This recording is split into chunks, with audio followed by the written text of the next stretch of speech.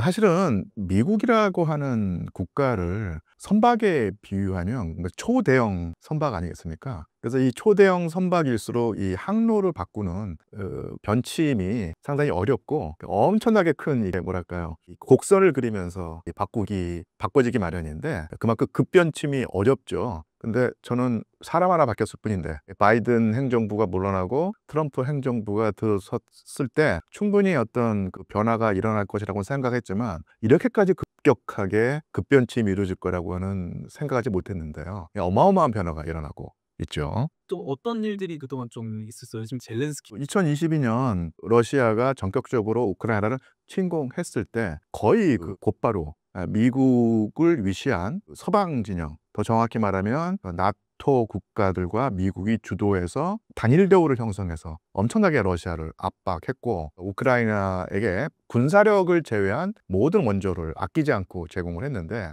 지금 올해 초에 트럼프 행정부가 출범하면서 쉽게 말하면 유럽연합 국가들과 미국의 단일 대우가 완전히 깨져 나가게 되고 이 둘 사이에 뭐 균열이 가는 정도가 아니라 오히려 그 긴장 관계가 조성이 되고 있다고 보입니다. 그래서 그전까지는 사실은 1945년 제2차 세계대전이 끝나고 난 다음에 기본적인 구도가 이 대서양 양안이라고 하죠. 대서양을 놓고 북대서양일 텐데요. 북대서양의 서쪽에 있는 미국과 동쪽에 있는 서유럽이 서로 밀착을 해서 군사동맹까지 맺어서 그 서구에 우리가 흔히 말하는 그 서구라고 부르는 지역의 패권이 유지가 되었던 것입니다. 그러니까 사실은 제2차 세계대전 전에 세계의 패권 국가는 역시 영국과 프랑스였고 그 패권에 도전하는 국가가 바로 독일이었죠. 그래서 제2차 세계대전이 일어났는데 제2차 세계대전 과정에서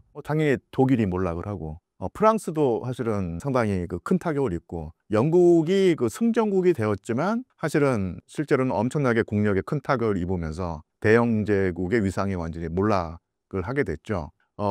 그렇지만 대서양 패권이 유지가 됐습니다. 왜냐하면 미국이라는 나라가 국제 무대에 등장을 해서 몰락해가는 서유럽을 다시 일으켜 세운 것이죠. 그래서 영국을 살리고 그다음에 독일을 정확히 말하면 서독이겠죠. 서독을 미국의 동맹국으로 만들면서 경제 부흥을 유도하고 소련의 확장을 막는 방파제로 이용을 하면서 서로 간에 뭐 위인 게임을 했다고 할 수 있는데 그래서 아까도 말씀드린 것처럼 북대서양의 동안과 서안이 밀착 관계를 유지해서 사실은 영국과 프랑스와 독일이 동방몰락하면서 서구의 패권이 사실은 붕괴될 상황이 있었는데 이것을 다시 일으켜 세운 것이 바로 전후의 미국이거든요. 그런데 트럼프 행정부가 출범하면서 이 북대서양 양쪽의 동맹 관계가 상당히 삐거덕거리게 되고요.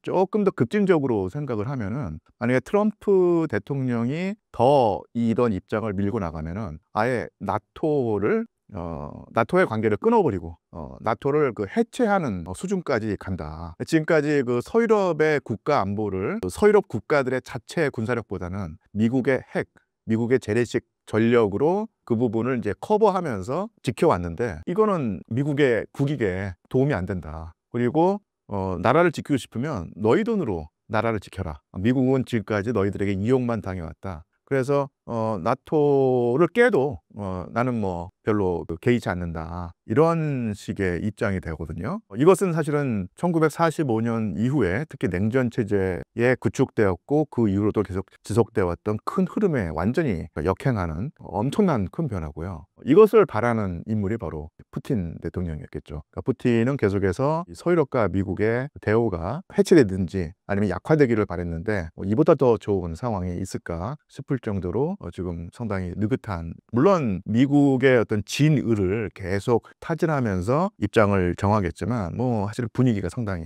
좋다고 할 수 있죠. 그래서 요약하자면 1945년 이후에 구축되었던 전 세계의 패권 구도가 근본적인 변화를 불러일으키고 있다. 그리고 그 패권 구도의 변화 속에서 사실은 그 서유럽이 상당히 위기에 처해 있다. 이렇게 볼 수 있겠죠. 당장 지금까지 그 뭐랄까요, 미국으로부터는 미국의 그 군사력을 활용해서 자신들의 국방비를 사실은 1% 정도의 수준으로 묶어두면서 경제 성장을 해왔고, 그다음에 또 러시아로부터는 값싼 에너지를 얻어서 서유럽이 사실은 번영이 왔는데 미국으로부터도 지금 찬바람 불고 있고요. 그다음에 러시아의 값싼 에너지원 수입이 사실 지금 끊긴 상태여서 엄청나게 지금 경제 뭐랄까요 상황이 어려웠고 독일이 그러지 않습니까? 프랑스도 그렇고 영국은 말할 것도 없고요. 이런 상태에서 국방비를 1% 수준에서 3%나 4%까지 수준까지 올리게 된다면은 가뜩이나 지금 최근 한 10년, 15년 동안의 서유럽의 경제 성장 동력이 침체되거나 아니면 저하되고 있었는데 그 과정이 더 급격하게 심화될 가능성이 있다고 보입니다. 그러니까 사실은 제가 뭐 다른 자리에서